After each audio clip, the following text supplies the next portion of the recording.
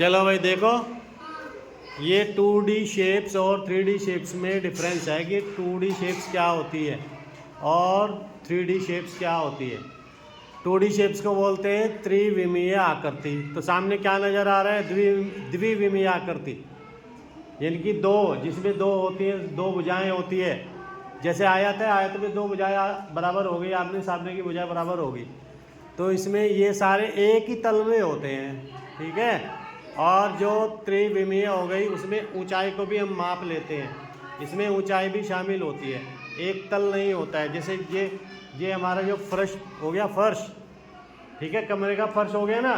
तो कमरे का फर्श हमारा जैसे आयत है, वर्ग है, इस तरह से हो सकता है। कोई कमरा मान लो गोल है तो उसका वृत्त भी हो सकता है, जो फर्श है। लेकिन जब हम बात करते हैं पूरे कमरा की, जब हम पूरे कमरा की बात करते हैं तो क्या बोलते हैं उसको? वो आ जाता है 3D शेप्स में, यानी कि त्रिविमीय आकृति में। समझ आ गई? इसको हम बोलते हैं हिंदी में, पहला वाला है घनाभ। घनाभ में क्या होता है, जो इसकी ये जो साइड है, ये वाली साइड तो बराबर होंगी, एक ऊंचाई होगी इसकी, है ना। समझ आ गया? ये लंबाई, ये चौड़ाई, ये ऊंचाई, ठीक। तो इस तरह से आती है इसमें, ठीक है। कुछ समझ आ गया होगा। चलो अब बताओ, माचिस क्या है? माचिस घन है या घनाभ है? यहाँ पे नहीं लिखा हुआ, आप बताएं। यहाँ पे माचिस नहीं है, आप बताएं। माचिस को हम देखते हैं तो वो घन है या घनाभ है?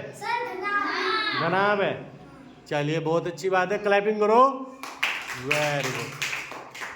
अच्छा, एक जो पासा होता है, पासा, वो लंबा सा पासा होता है ना, चौसर खेलने वाला, जो पासा।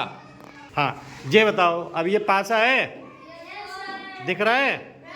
तो ये बताओ ये क्या है, घन है या घनाभ है?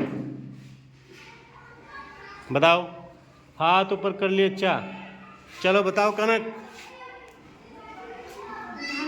है? घन नहीं है।